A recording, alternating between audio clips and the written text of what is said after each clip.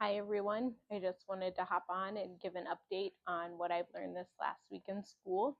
So, still continuing on the herbal medicine botanical side of things. And so, the primary health conditions that we looked at single herbs, which often when you get herbal supplements, it's a mixture of various herbs. But in this most recent class, we really just focused on single herbs and their primary and secondary uses, and then potential precautions with those. But basically, we studied herbs that will help with management of symptoms in like women's health. So as far as like hot flashes or decreased libido or heavy menstrual cycles, just herbs to help promote balance in the body to help with management of those symptoms.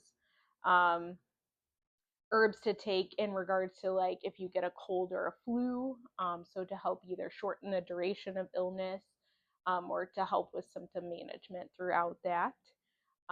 Also herbs for gastroesophageal reflux disease or GERD.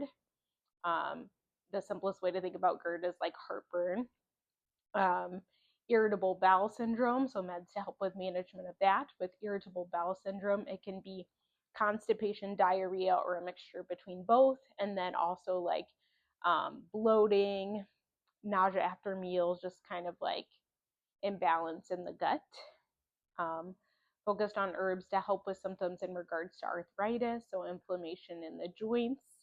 Um, Meds that might help with hypertension. Another thing I've learned throughout this course is that transcendental meditation can be a tool to help with blood pressure management, as well as kind of like an anxiety component if that contributes to high blood pressure.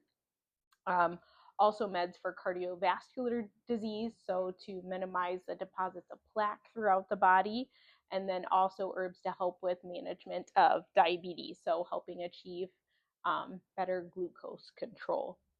Another facet to consider when it comes to herbs is the dosage that you take and for the condition that you take. So, like a lot of these herbs can work for various conditions, but if you're not taking an adequate amount, then you may not see the full benefits. Very similar to pharmaceutical medication, just kind of considering the dosage range. And for like someone who may be more sensitive to certain either tastes or even like medications, maybe starting lower dose and then working up. But just knowing just that you Google a symptom and this herb helps, knowing that the dosage of the herb can vary depending on what you're treating. Some herbs are meant to be just used for like a short period of time, so not for long term sustained use. Um, so yeah, a lot of things to consider. Dosage, more is not always better. Like there's a good range of dosage depending on what you're treating. And then not all herbs are meant to be like lifelong or every single day that you take them.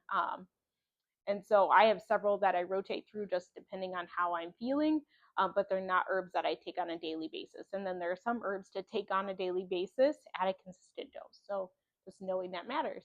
So thanks for listening, and I hope you have a great week, and I'll talk with you guys again soon. Many blessings.